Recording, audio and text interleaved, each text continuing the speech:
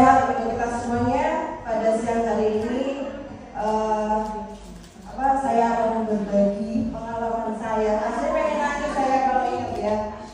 Jadi tepatnya tanggal 11 September.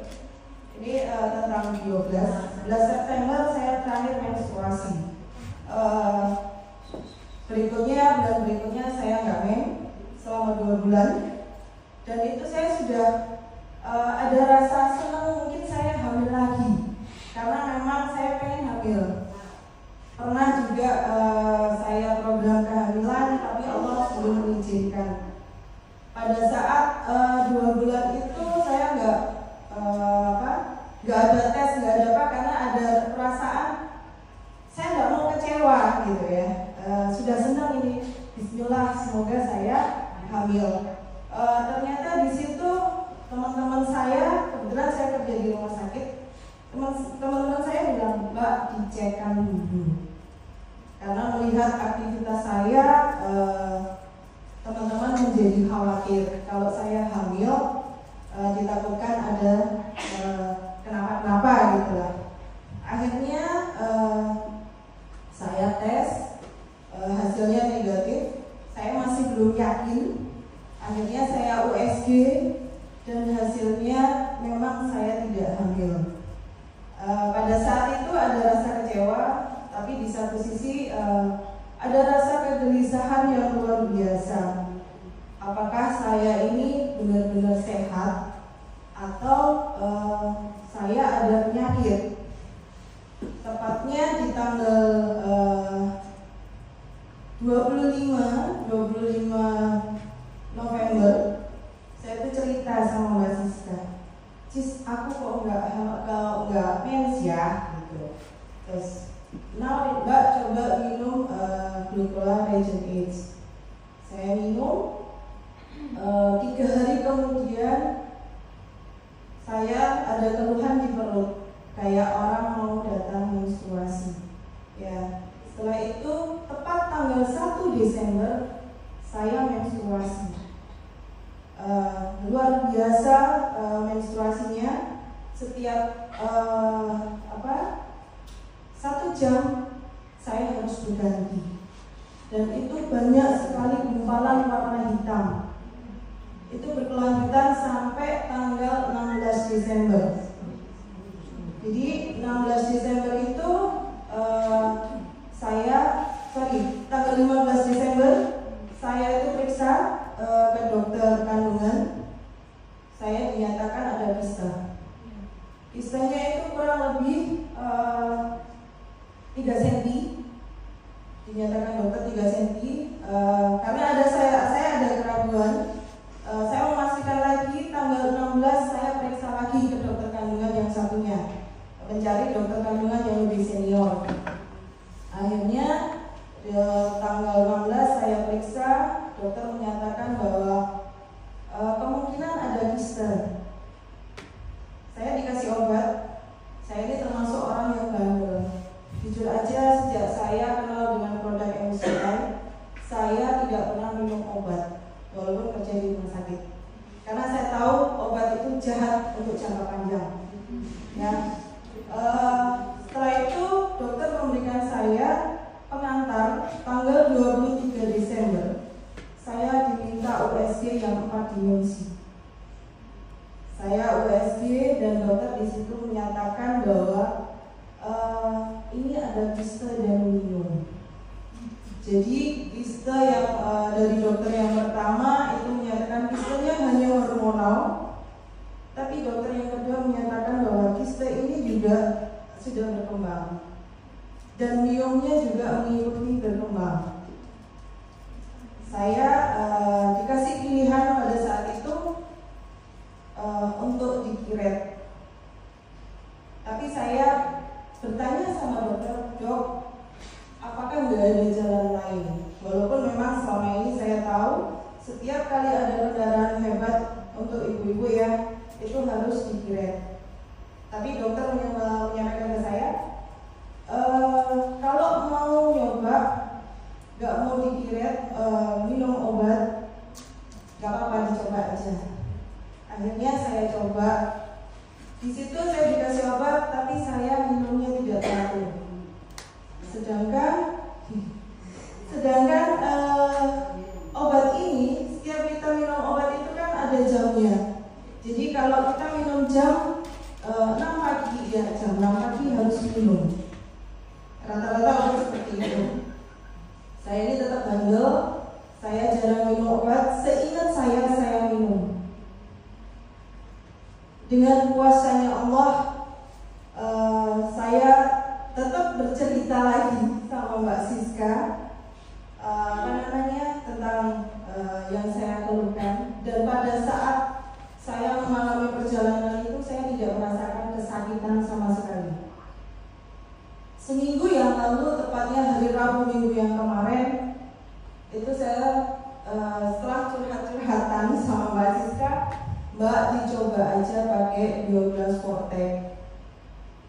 Akhirnya saya coba. Kalau selama ini biasanya saya memang saya tempel.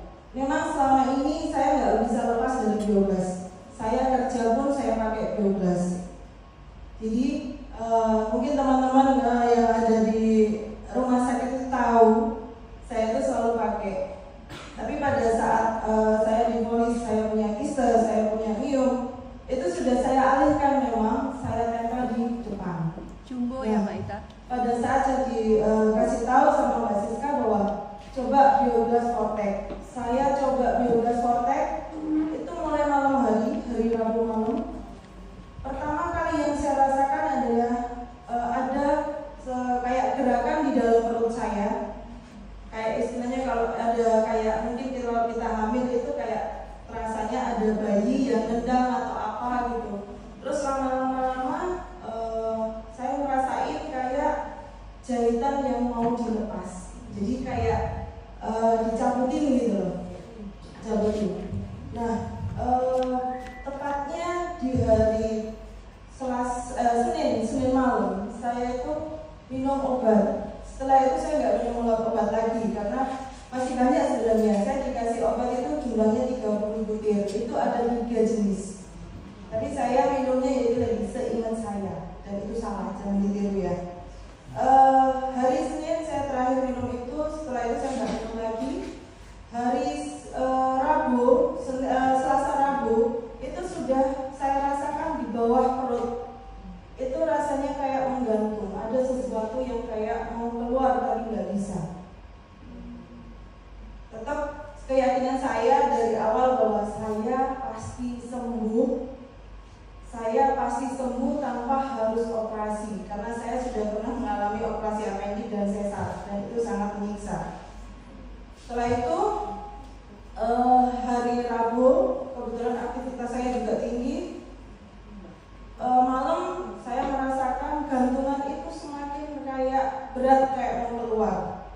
Setelah bangun, saya bangun jam 3 hari Kamis 3 pagi, saya sholat, saya lanjutin sampai selesai sholat subuh. Setelah sholat subuh itu saya ngerasain sakit yang luar biasa. Saya bilang sama suami saya, ya perutku kok sakit banget, saya gitu. Malah diketawain, ya jimatmu mana? Dikira belum dipakai Bu, padahal sudah saya pakai. Bilangnya gitu Bu. Saya selalu jimatmu mana? Akhirnya saya tahan, saya nggak kuat. Jam 8 pagi sekalian saya berangkat kerja. Saya naik motor, setiap kali ada polisi tidur atau ceblongan di jalan itu, istighfar saya, astagfirullahaladzim, ya Allah, angkat penyakit saya sampai nangis di kendaraan. Bahkan saya masuk di halaman rumah sakit, teman-teman saya yang di depan itu sudah, Bu, kenapa? Gak apa-apa Mas, bantu saya parkirin sepeda motor. Saya berhenti di depan UGD. Saya masih diketawain sama teman-teman saya, dikira saya ini pura-pura. Saya tetap jalan ke UGD. Saya masuk, bilang ke dok, saya nggak kuat. Itu sudah nangis saya. Saya punya anak 1, dulu waktu lahiran saya nggak ngerasain sakit karena sesar.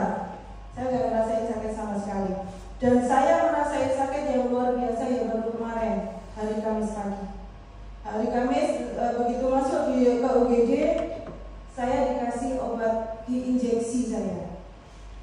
Diinjeksi sekitar lebih jam setengah 9. Setengah 10 karena UGD ini penuh, saya izin sama dokter, dok, saya mau kembali ke ruangan, mau istirahat di ruangan saya. Tapi sebelum saya ke ruangan, saya mampir dulu ke toilet karena tanda-tanda kayak orang menstruasi itu sudah keluar darah tapi sedikit, tidak ada gumpalan. Setelah itu saya masuk ke kamar mandi. Begitu saya jongkok, saya nggak duduk di kloset, saya jongkok di bawah, itu keluar gumpalan sedikit. Nggak lama kemudian keluaran saya itu kayak kita menjatuhkan barang, kayak kain gitu jatuh di air, plek, ada suaranya. Saya tuh kaget, suara apa?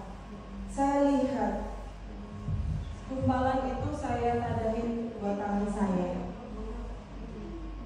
Pada saat itu saya takut, ini apa? Iya, betul. Saya mikir, apakah ini penyakit saya? Apakah ini janin, saya juga nggak tahu kan. Terus saya bersihkan, saya pakai pembalut lagi, saya keluar pintu. Kebetulan dua teman cowok saya ini kebetulan di depan pintu kamar mandi karena mengawal saya dari UGD, takutnya jatuh. Itu mengambilkan HP, saya minta, Mas tolong ambilin HP saya foto. Habis itu saya coba untuk bersihkan gumpalan ini. Sudah saya siram sampai di afur, di lubang-lubangan, itu tidak mau turun. Saya semprotin nggak bergerak. Apa ini? Jadi yang gumpalan darah itu keluar, maksudnya bisa masuk ke dalam afur, yang ini tidak. Itu memang saya pegang satunya itu memang gumpalan darah warna hitam. Itu kalau dokter mengatakan bahwa itu kistanya. Terus kayak kita kalau masak ayam kan ada gaji yang nggak bisa dan seperti itu. Itu ternyata yang namanya miom gitu. Jadi kemarin kalau yang sewu ya, ini saya tunjukkan. Mohon maaf ya, mungkin menjijikkan, tapi ini pelajaran buat kita bahwa ternyata saya ini suka makan gorengan, saya suka makan bakso. Ya, jadi kita perempuan rentan sekali terkena ini. Kista, miom itu sudah ada dasarnya di dalam tubuh kita. Iya,